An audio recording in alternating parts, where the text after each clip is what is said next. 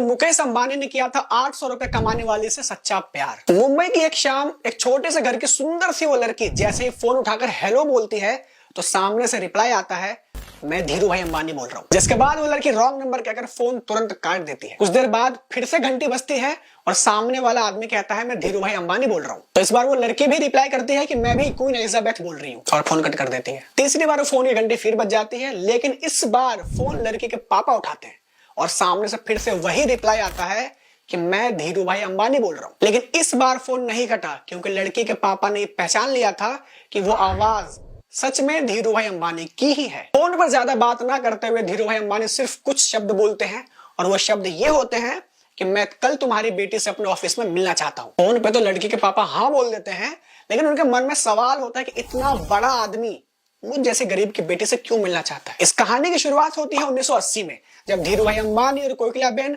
नवरात्रि के मौके पर एक क्लासिकल डांस प्रोग्राम को अटेंड करने जाते हैं। पूरा शो अच्छे से खत्म होता है, लेकिन धीरू भाई अंबानी और कोकिलाबेन की नजर सिर्फ एक ही लड़की पर टिकी की टिकी रह जाती है। पहले ही नजर में वो लड़की उन्हें इतनी सुंदर लगी कि उन्होंने तुरंत फैसला कर लिया कि यही लड़की अब हमारे खानदान की बहू बनेगी। और वो लड़की कोई और नहीं बल्कि नीता थी। शो खत्म होने के बाद धीरू भाई अंबानी ने ऑर्गेनाइजर से कह के नीता का नंबर लिया और अगले ही दिन उन्हें फोन घुमा दिया। जैसा कि हमने आपको शुरुआत में बता दिया कि 3 कॉलें हुई थी। शुरू की 2 कॉलों को उन्होंने फ्रॉड समझ कर रख दिया था और तीसरी कॉल पर फाइनल हो गया था कि वो धीरू भाई अंबानी से मिलने उनके ऑफिस जाएंगे। वैसे तो फोन आने पर नीता के पिता यानी कि रविंद्र भाई दलाल को खुश होना चाहिए था, लेकिन वो परेशान इसलिए थे क्योंकि धीरू भाई अंबानी ने बोला था कि मैं तुम्हारी बेटी से मिलना चाहता हूँ और फोन सीधा काट दिया था। जिसके बाद नीता और नीता के पिता दोनों ही ये सोचते रात बिता देते हैं कि धीरू भाई अंबानी को हमसे क्या काम हो सकता है, और अगले दिन सुबह उनके ऑफिस मिलने के लिए पहुंच जाते हैं। इसके बाद धीरू भाई अंबानी ने उसका स्वागत किया और यहाँ वहां की बात करने के बाद उनसे सीधा पूछ लिया कि क्या तुम मेरे बेटे मुकेश से मिलना चाहोगी। नीता इतने बड़े आदमी के सामने बैठी थी कि वो उन्हें मना ही नहीं कर पाई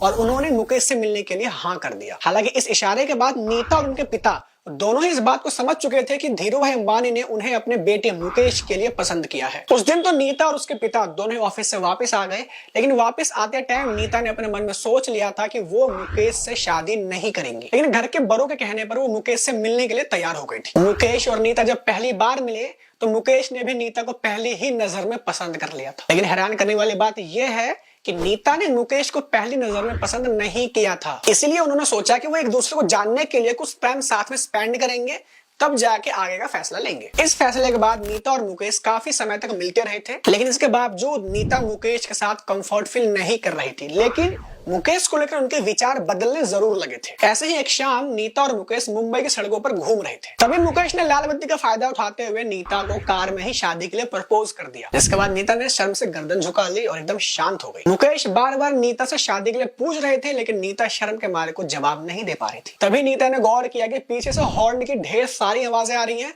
क्योंकि शाम का वक्त था और लाल बत्ती भी अब हरी हो चुकी थी। लेकिन मुकेश भी थे बिल्कुल सच्चे आशिक, बिना जवाब सुने गाड़ी आगे बढ़ाते नहीं, जिसकी वजह से पीछे जाम बढ़ता ही जा रहा था। लेकिन मुकेश थे कि गाड़ी आगे बढ़ाने का नाम ही नहीं ले रहे थे।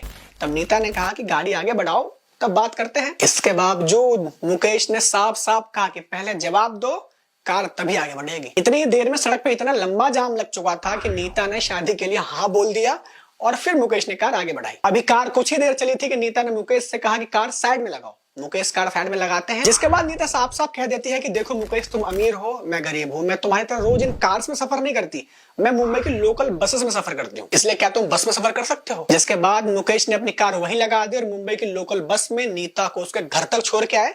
इसके बाद नीता का दिल पिघल गया और उन्होंने एक शाम उन्हें फोन करके कहा कि अपने पिताजी से शादी की बात कर लो। और क्योंकि पिताजी पहले से ही रेडी थे, धीरू भाई अंबानी ने कॉल किया था, आपको याद होगा। जिसके बाद दोनों शादी कर लेते हैं और आज उनके बच्चों की भी शादी हो रही है।